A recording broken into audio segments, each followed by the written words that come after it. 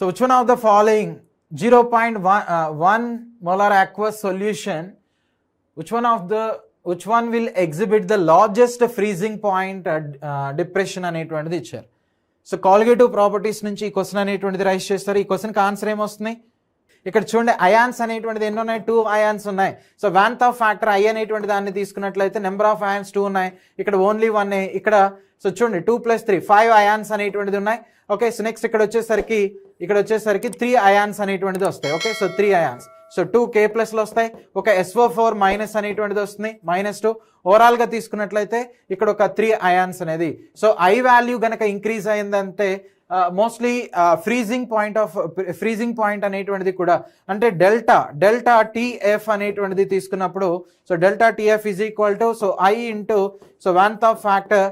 Okay, so sorry van't Hoff factor into so next constant next అనేటువంటిది తీసుకుంటాం. ఇక్కడ ఈ రెండింటినీ కూడా so delta TF directly proportional to I అనేటువంటిదిగా చెప్తాం. సో వాంత్ ఆఫ్ ఫ్యాక్టర్ అనేటువంటిది I అంటే వాంత్ ఆఫ్ ఫ్యాక్టర్, ఇది కనుక ఇంక్రీజ్ అయింది అంటే మోస్ట్లీ దానికి ఫ్రీజింగ్ పాయింట్ అనేటువంటిది కూడా హై ఉంటుంది. కాబట్టి ఆన్సర్ ఆప్షన్ సి అనమాట, option C. So next question అనేటువంటిది చూడండి. So standard electrode potentials of 3 metals XYZ అనేటువంటిది ఇచ్చారు. So the reducing power of these metals will be. So ఇక్కడ స్టాండర్డ్ ఎలక్ట్రోడ్ పొటెన్షియల్ వాల్యూస్ అనేది ఇచ్చారు. ఎక్స్ అనేటువంటిది తీసుకున్నట్లయితే -1.2 volts అనేటువంటిది ఉంది. Y అనేటువంటిది తీసుకున్నప్పుడు 0.5 volts. నెక్స్ట్ Z అనేటువంటిది వచ్చి -3.0 volts అనేటువంటిది ఉంది. సో ఇక్కడ గుర్తుపెట్టుకో, ఇక్కడ వాడు ఏం అడుగుతున్నాడు అంటే రెడ్యూసింగ్ పవర్ అనేటువంటిది అడుగుతున్నారు. రెడ్యూసింగ్ పవర్ అనేటువంటిది ఎలా ఉంటుంది? సో మోస్ట్లీ గైస్ ఆ నెగిటివ్ నేచర్ అనేటువంటిది కనుక నెగిటివ్ వాల్యూ కనుక ఇంక్రీజ్ అయింది అనుకోండి, ఆ రెడ్యూసింగ్ నేచర్ అనేటువంటిది కూడా ఓకే రెడ్యూసింగ్ నేచర్ అనేటువంటిది కూడా ఇంక్రీజ్ అవుతుంది అనమాట మోస్ట్లీ మెటల్స్కి. కాబట్టి ఇక్కడ ఇచ్చినటువంటి వాటిలో సో Z > X > Y అనేటువంటి దాన్ని కన్సిడర్ చేయొచ్చు. సో ఆన్సర్ అనేటువంటిది ఏమవుతుంది? ఆప్షన్ సి అనేటువంటిది అవుతుంది. నెక్స్ట్ క్వశ్చన్ చూడండి. On electrolysis of dilute sulfuric acid using platinum electrode, the product obtained at anode will be hydrogen gas, oxygen gas, H2S gas, sulfur dioxide అంటున్నాడు. So sulphuric acid అంటే H2SO4. Okay, so దీనిలో cation ఏంటది? Cation అనేటువంటిది. Next anion అనేటువంటిది ఏంటి? Cation వచ్చి H+ అనేటువంటిది cation, anion వచ్చి SO4 -2 అనేటువంటిది యానియాన్. నెక్స్ట్ డైల్యూట్ అంటున్నాడు అంటే వాటర్ అనేటువంటిది కూడా ఉంటుంది అంటే H2O. సో దీని నుంచి మనకి H+ అయాన్స్ వస్తాయి, OH- అయాన్స్ అనేటువంటిది వస్తాయి. సో క్యాటయాన్ ఎప్పుడు కూడా క్యాథోడ్ దగ్గర డిపాజిట్ అనేటువంటిది అవ్వాలి, యానియాన్ ఎప్పుడు కూడా యానోడ్ దగ్గర డిపాజిట్ అనేటువంటిది అవ్వాలి. So anion anode, phonetic sound చూడండి, యానియాన్ యానోడ్. తెలుగులో రాసుకో, యానియాన్ యానోడ్. ఆక్సీకరణం అంటాం. ఆక్సీకరణం అంటే ఆక్సిడేషన్ అనమాట. Okay, oxidation. So mostly guys మనకి యానోడ్ దగ్గర ఏం జరుగుతుంది? ఆక్సిడేషన్ అనేది జరుగుతుంది. అయితే ఈ అయాన్ అనేటువంటిది డిపాజిట్ అవుతున్నా, ఈ అయాన్ డిపాజిట్ అవుతున్నా అనేటువంటిది సో డిశ్చార్జ్ పొటెన్షియల్ వాల్యూస్ని బేస్ చేసుకుని చెప్తాం. దాని ప్రకారం OH- అనేటువంటిది ఫస్ట్ డిపాజిట్ అవుతుంది అనమాట. సో OH- అనేటువంటి దాన్ని తీసుకున్నప్పుడు మోస్ట్లీ దీని నుంచి మనకి ఆక్సిజన్ వస్తుంది, నెక్స్ట్ వాటర్, నెక్స్ట్ దానికి అడిషనల్గా ఎలక్ట్రాన్స్ అనేటువంటిది కూడా రావటాన్ని అబ్జర్వ్ చేయొచ్చు. ఓకే గైస్, సో ఆక్సిడేషన్ అంటే లాస్ ఆఫ్ ఎలక్ట్రాన్స్ కదా. చూడండి, ఎలక్ట్రాన్స్ అనేటువంటిది లాస్ అయింది. ఫైనల్లీ క్యాథోడ్ దగ్గర ఏం డిపాజిట్ అయిందంటే ఆక్సిజన్ అనేటువంటిది డిపాజిట్ అయింది. సో ఆన్సర్ వచ్చేసరికి బి అనమాట. సో ఈ క్వశ్చన్ మీరు చేయాలి అంటే మనకు కావాల్సినటువంటి కాన్సెప్ట్ వచ్చి ఇదిగోండి, ఇదే మనకు కావాల్సిన కాన్సెప్ట్ ఇదే. సో పాజిటివ్ అయాన్స్ అనేటువంటిది తీసుకున్నప్పుడు మోస్ట్లీ వాటి డిశ్చార్జ్ పొటెన్షియల్ వాల్యూస్ ఎలా ఉన్నాయి, నెగిటివ్ అయాన్స్ అనేటువంటిది తీసుకున్నప్పుడు డిశ్చార్జ్ పొటెన్షియల్ ఆర్డర్ అనేటువంటిది ఎలా ఉంది, ఈ ఆర్డర్ని బేస్ చేసుకుని చూడండి. సో OH- అనేటువంటిది ముందుంది కాబట్టి SO4 -2తో కంపేర్ చేస్తే అందుకనే ఇదే ఫస్ట్ డిపాజిట్ అనేటువంటిది అవుతుంది. ఇలాంటి చిన్న చిన్నవి మీరు నేర్చుకోవడానికి ఖచ్చితంగా ఏదో ఒకటి మనకు రావడానికి అవకాశం ఉంది. Okay, yes. Next one, when initial concentration of reactant is double, the half-life period of a zero order reaction 2020లో ఇచ్చారు. సో 2000 అంటే ప్రీవియస్గా ఇచ్చినటువంటి క్వశ్చన్ ఇది. సో ఈ క్వశ్చన్కి ఆన్సర్ అనేటువంటిది ఏమొస్తుంది? 2020 ముందు ఇచ్చినటువంటి క్వశ్చన్, ఈ క్వశ్చన్కి answer ఏమవుతున్నాయి? when initial concentration of the reactant is double, the half-life period of zero order reaction అన్నాడు. Okay, so zero order reaction. So zero order reaction అనేటువంటిది తీసుకున్నప్పుడు half life period. So t half అనేటువంటిది ఎలా ఉంటుందండి? Mostly directly t half is equal to A02/2K అనేటువంటిదిగా consider చేస్తాం. Okay, suppose ఇక్కడ మీరు చూడండి A0 అంటే నథింగ్ బట్ ఇనీషియల్ కాన్సన్ట్రేషన్ అనమాట. Okay, so initial concentration. So ఇది కాన్స్టెంట్ కాబట్టి ఇది ఇలా రాసుకుందాం. So t half directly proportional to A0 అనేటువంటిదిగా ఇనీషియల్ కాన్సన్ట్రేషన్ అనేటువంటిదిగా, అంటే ఇది ఎన్ని రెట్లు ఇంక్రీజ్ అయితే హాఫ్ లైఫ్ పీరియడ్ కూడా అన్ని రెట్లు ఇంక్రీజ్ అనేటువంటిది అవటం. సో మనం ఇక్కడ అబ్జర్వ్ చేయొచ్చు. సో రెండు డైరెక్ట్లీ ప్రపోర్షనల్గా ఉన్నాయి కాబట్టి, సో వాడు ఆల్రెడీ ఇచ్చాడు ఇనీషియల్ కాన్సన్ట్రేషన్ అనేది డబుల్ అంటున్నాడు కాబట్టి హాఫ్ లైఫ్ పీరియడ్ అనేటువంటిది కూడా నీకు ఏమవుతుంది? డబుల్ అనేటువంటిది అవుతుంది. ఆప్షన్ బి అనేటువంటిది రైట్ ఆన్సర్ అనమాట.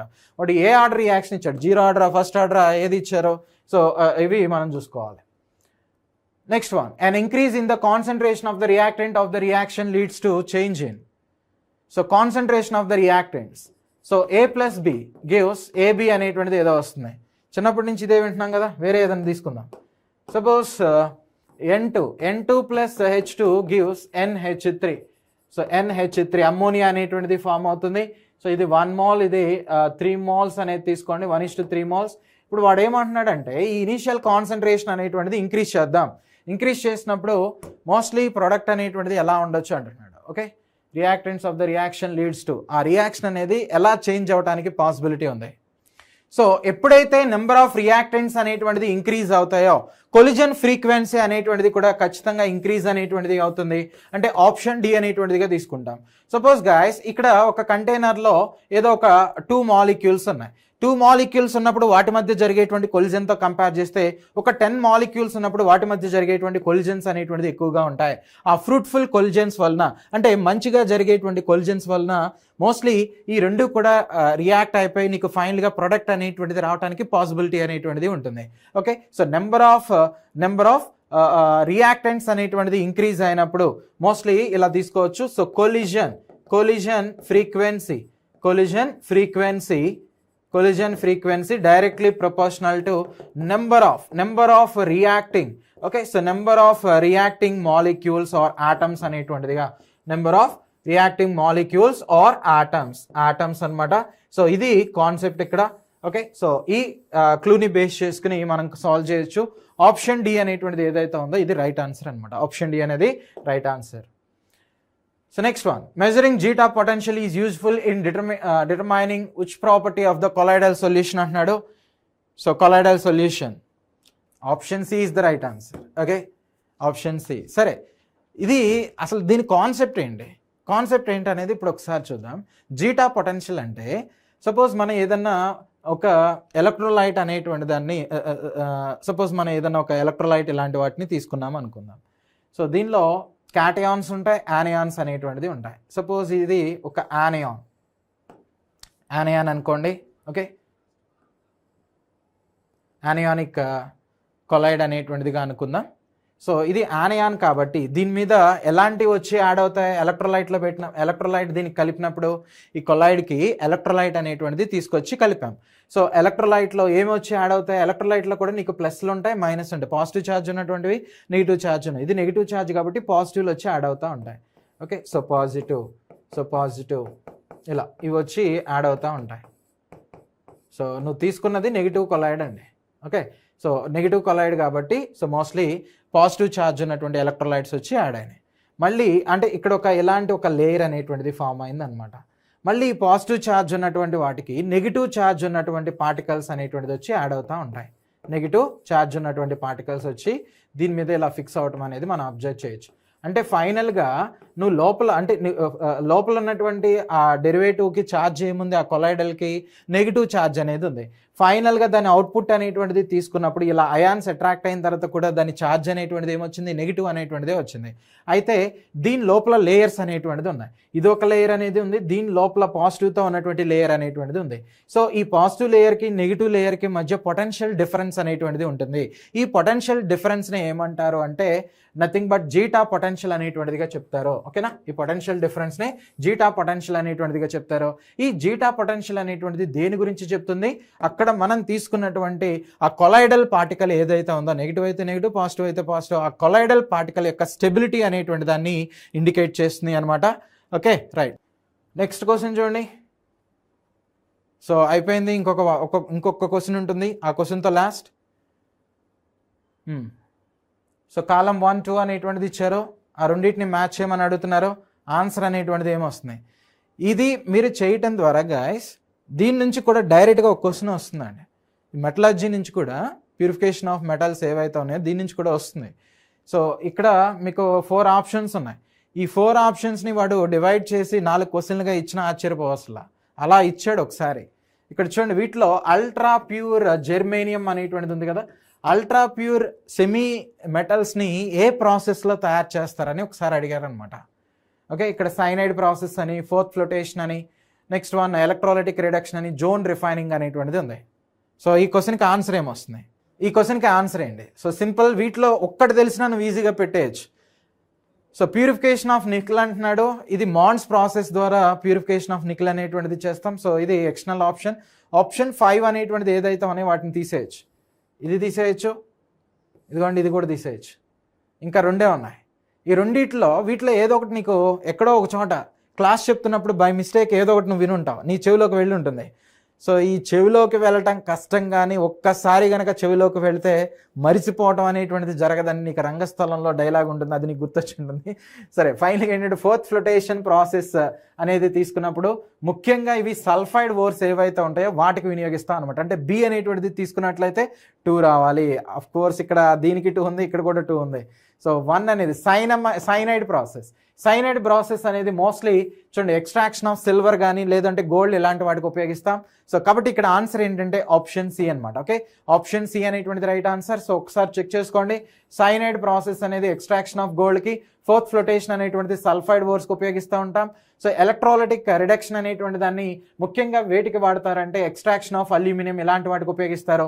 జోన్ రిఫైనింగ్ ఇది చాలా ఇంపార్టెంట్ అండి. ఈ జోన్ రిఫైనింగ్ మెథడ్ ద్వారా మోస్ట్లీ ప్యూర్ సెమీ కండక్టర్స్ అనేటువంటి వాటిని మనం తయారు చేయొచ్చు. Okay, so pure semi conductors ఇలాంటి వాటిని మనం తయారు చేయొచ్చు.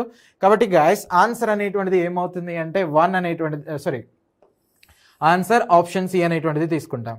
ఓకే, సో ఎవరైతే నాకు కెమిస్ట్రీ అంటే భయం అన్నారు కదా, ఈ మెటలర్జీలో కొన్ని పాయింట్స్ ఉంటాయి. ఏ మెథడ్లో ఏం తయారు చేస్తారు, ప్యూర్ మెటల్స్ని లేదంటే ప్యూర్ సెమీ కండక్టర్స్ని ఏ మెథడ్లో తయారు చేస్తారో జస్ట్ అదంతా కలిపి ఒక 10-15 లైన్లు వస్తాయి. సో మొత్తం ఆ టాపిక్ మొత్తాన్ని అలా కంప్రెస్ కనుక చేసుకున్నట్లయితే సో మీకు ఆ క్వశ్చన్ అనేది రావడానికి ఛాన్సెస్ అనేది ఉంది, డెఫినెట్గా వస్తుంది. ఈ టాపిక్ నుంచి కూడా అట్లీస్ట్ 1 క్వశ్చన్ అనేటువంటిది వస్తుంది. ఇదే ఈ టాపిక్లో last question I think, right, ఇదే last question. Which one is malachite from the following అంటున్నాడు. మ్యాలకైట్, సో మ్యాలకైట్ అనేటువంటిది అంటే కాపర్ యొక్క main ore. Of course copper main ore కాబట్టి తీసేయచ్చు. సో Fe3O4 అంటే దీన్ని మ్యాగ్నటైట్ అనేటువంటిదిగా చెప్తాం, అవునా? మ్యాగ్నటైట్ అనేటువంటిదిగా కన్సిడర్ చేస్తారు. Next CuOH taken twice, so cupric hydroxide. So ఇది చూడండి కాపర్ ఐరన్ సల్ఫైడ్ అనేటువంటిది ఇచ్చారు. సో వీటిని ఐరన్ పైరిటీస్ ఇలా కాపర్ పైరిటీస్ ఓరియంటెడ్లో కన్సిడర్ చేస్తాం. నెక్స్ట్ ఈ ఫస్ట్ వన్ ఏదైతే ఉందో, ఈ కాంపౌండ్ ఏదైతే ఉందో దీన్నే మాలకైట్ అనేటువంటిదిగా, అంటే కాపర్ అనేటువంటిది అట్మాస్ఫియర్లో ఉన్నటువంటి, okay, so atmospheric gases according to రాలే అండ్ రామ్సే. అట్మాస్ఫియరిక్ గ్యాసెస్ అంటే oxygen, nitrogen, carbon dioxide, next moisture అనేటువంటిది చెప్తాం. సో వీటితో రియాక్ట్ అనేటువంటిది అయినప్పుడు కాపర్ ఎలా కన్వర్ట్ అయిపోతుంది, ఇదిగోండి కాపర్ హైడ్రాక్సైడ్గా, నెక్స్ట్ వన్ వచ్చి కాపర్ కార్బనేట్ అనేటువంటిదిగా, ఇది గ్రీన్ కలర్ అనేటువంటి దాన్ని ఎగ్జిబిట్ చేస్తుంది. సో గైస్ ఇక్కడ చూడండి కాపర్ ఈ ఓరియంటెడ్లో కన్వర్ట్ అయింది. అఫ్ కోర్స్ కాపర్ని దీని నుంచి కూడా మనం ఎక్స్ట్రాక్ట్ అనేటువంటిది చేస్తాం. కాబట్టి ఆన్సర్ వచ్చేసరికి ఆప్షన్ ఏ అనమాట. ఓకే, సో ఆప్షన్ ఏ అనేటువంటిది ఏదైతే ఉందో అదే రైట్ ఆన్సర్. సో ఇది గైస్ ఓవరాల్గా ఈరోజు ఈ సెక్షన్కి సంబంధించినటువంటిది. సో వీటిలో అన్ని మెమరీ బేస్డ్ మీద ఉండేటువంటి కాన్సెప్ట్స్ని, సో ప్రీవియస్గా మనకి ఫిజికల్ కెమిస్ట్రీ అంటే కొంతమందికి భయం అనేటువంటిది ఉంటుంది. ఎందుకంటే ఆ న్యూమరికల్ ప్రాబ్లమ్స్ అనేటువంటిది, వాటి ఫార్ములాస్ ఇవన్నీ గుర్తుపెట్టుకొని ఏది ఏ ఓరియంటెడ్లో అప్లై చేయాలా కొన్ని ప్రాబ్లం అనేటువంటిది ఫేస్ చేస్తూ ఉంటారు. అలాంటి వాళ్ళకి చిన్న క్వశ్చన్స్ ఉంటాయి, అవి కూడా రెగ్యులర్గా అడుగుతూ ఉంటారు, రిపీటెడ్గా అడుగుతూ ఉంటారు. సో ఇప్పుడు మనకి నెంబర్ ఆఫ్ స్లాట్స్ ఉన్నాయి, నెంబర్ ఆఫ్ సెషన్స్ ఉన్నాయి. 9th నుంచి 11th మధ్యలో అరౌండ్ 6 సెక్షన్స్ అనేటువంటిది ఉన్నాయి. ఈ 6 సెషన్స్ కాబట్టి వాడు కంప్లీట్గా కాంప్లికేటెడ్గా ఉన్నటువంటిది మీకు ఎంత వస్తాయి ఓవరాల్ ఎగ్జామ్లో ఒక 20% మాత్రమే పాసిబిలిటీ ఉంది. మిగిలిన 80% అనేటువంటిది సో వాటిలో ఒక 40% చాలా ఈజీగా ఉంటాయి. నెక్స్ట్ వన్ వచ్చేసరికి మోడరేట్గా ఇలా సెక్షన్ వైజ్గా ఇస్తారు. కాబట్టి మనం ఈజీవి మోడరేట్ వాటిని టార్గెట్ చేసుకున్నట్లయితే మంచి కాలేజీలో ఒక దిట్టమైన కాలేజీలో మంచి ర్యాంక్ అనేటువంటిది వచ్చేస్తుంది.